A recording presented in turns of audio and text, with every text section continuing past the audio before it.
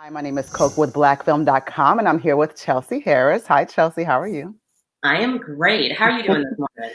Pretty good. Thank you for asking. People don't always ask. It's a weird thing. You should. Right, right. So, what's your origin story? You're from Columbus, Georgia, correct? Yeah. I so love that you asked because I feel like people don't, just how people don't always ask that, people don't always ask where I'm from. Right. So, yeah, my origin story, I am from Columbus, Georgia. Coming out of Columbus, if you don't know about it, it's a military town. So, my dad was a Marine. My mom was originally a military doctor, clearly far away from anything entertainment. And they nurtured my creative side. I That, mean, that's excellent. Columbus is so far from Hollywood. So, how did you end up all the way on the other side of the country? it's a crazy story. You ready? Okay. So, believe it or not, I did a talent search. I literally did a talent search when I was 15 years old, and it was here in Los Angeles. And I mean, by the grace of God, I got an incredible team, an agent and a manager out of that. And my parents were like, okay, let's do this. Let's do this. And I moved out here when I was 15, 16.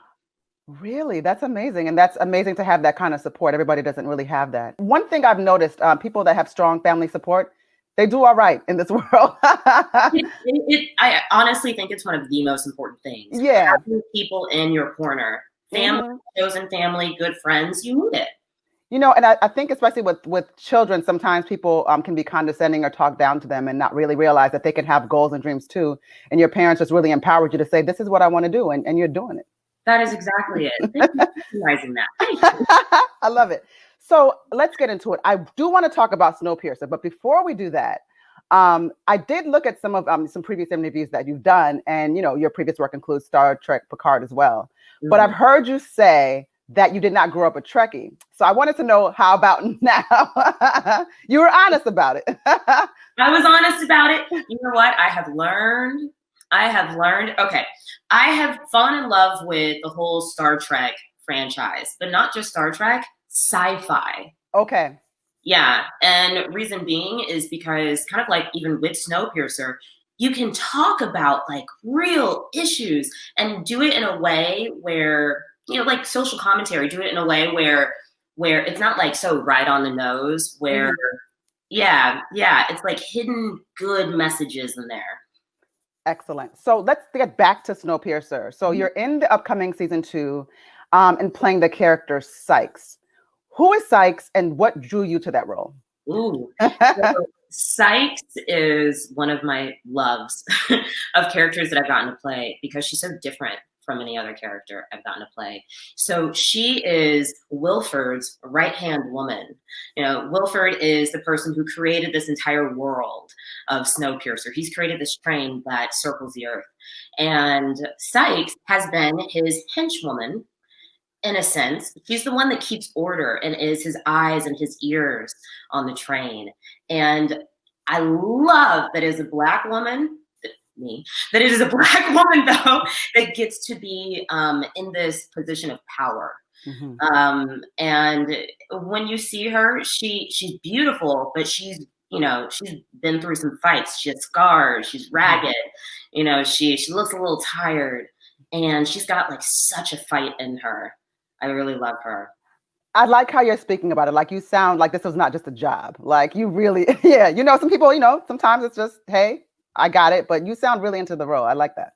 Oh yeah, thank you. I am.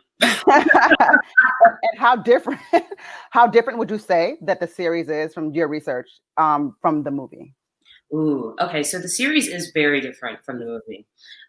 It still has the really radical kind of reality that is like very well, what we would like to think is far from this reality, but who knows, because we're in a pandemic. Hey, the way that I think that it's different is it goes in depth into the storylines of really looking at justice and order from both sides. I think in the film you got to really see it from the Chris Evans character, from the people who are the ones who were in the back of the train. But this time you're getting to see Wilford's experience, his reality in season 2. And he's the one who is at the top keeping order. Excellent. And so you talked about before that you've gotten more into sci-fi, especially with your experiences. Do you think that that's sort of the trajectory do you want to keep doing sci-fi, or, open to all things? I'm open. It's been funny that I keep being drawn back into that world as an artist. And the more that I even watch sci-fi, I'm like, oh God, I love it. So we'll see. And I mean, you're in a unique position as an actor, where, some of us can sort of work from home, but, as an actor during the pandemic, I mean, what has this done? What's the challenge this has presented to you for your work? I mean, the work itself hasn't changed. I think the biggest challenge has just simply been that once I am away filming, I am away filming. And, unfortunately, borders are closed, so we can have no visitors. I can't have my boyfriend come sit in my trailer on set and keep me company, right? And so I think it has actually allowed more room for focus. Oh, that's a good point. Yeah. And actually that brings me to my second question. It's sort of attached to that is, when I've talked to people about their experiences in the pandemic, a lot of people in a bizarre way say it's actually made them more creative in other ways. What has the circumstances that we're in right now, what have you sort of like honed or really done really great at that you weren't necessarily doing before? Like with me, I started cooking and I was never cooking anything. Well, I am not a cook. I do not claim to be. I let my boyfriend do a lot of the cooking and he's great. So, though I would say for me, what this has given me the time to do is like hone in on my why and like the things that are important to me and read more books that can fuel my understanding of the world and of other people, of my relationship with spirit, of my relationship with my body as a Black woman, just my body as a woman.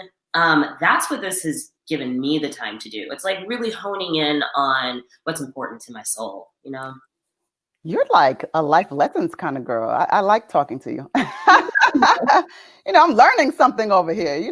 I'm like taking my little notes, my mental notes, right? Good. So what's your dream role? Okay, my dream role is anything that Viola Davis in like 10 years can no longer do. That's like things she would have taken. You know what I mean? Basically, it has to have depth. It has to have grit. It has to have this whole hero's journey full arc. And I have to be honest, it has to have the budget to be able to tell it in a beautiful way. Oh, that's amazing. And you brought up Viola Davis, who was an amazing, amazing actress. I mean, you just see her name and you have to see the movie. It's just everything, or the television show, everything she does. She's just an amazing actress. So who have you not worked with that you would want to work with? And let's just speak it into existence. Well, Viola Davis. Cicely Tyson, while she's on this earth. Today, I think, is her birthday. I think it's today, right? I thought I saw something. Yeah, I think it is today. Yeah. It's like 94 or something? Yeah. Something like that. When I saw her on stage several years ago. And she must have been like in her late 80s. The woman is a powerhouse. Whoa. I would love to get to be in the same room and work opposite of her. Oh my God. It would I just want to be in the room. Like I would sit like 15 rows back, just looking. I just want to watch. That's enough for me. I don't even have to ask a question. I just want to see. I'll just be in the corner. So what's next for you, Chelsea? Yes. So what is next? I have Top Gun Maverick that is coming out 4th of July weekend, 2021. I'll also say God willing, because pandemic. And that movie is super exciting because I don't know about you, I love Tom Cruise and I loved Top Gun, the original. And so this is him reprising his role, several years later. And I got to be a part of that. That's amazing. It's just such a pleasure to watch you grow, and speaking with you, just knowing the depth of your personality. And it's not, you're just such a vibrant, you're like a light. So I really appreciate it. So just wherever, when you talked about those Viola Davis roles in the future, like we're all going to be watching you. And it's just so exciting to meet someone that's so likable and so genuine. I really appreciate you taking the time to speak with me today. I do.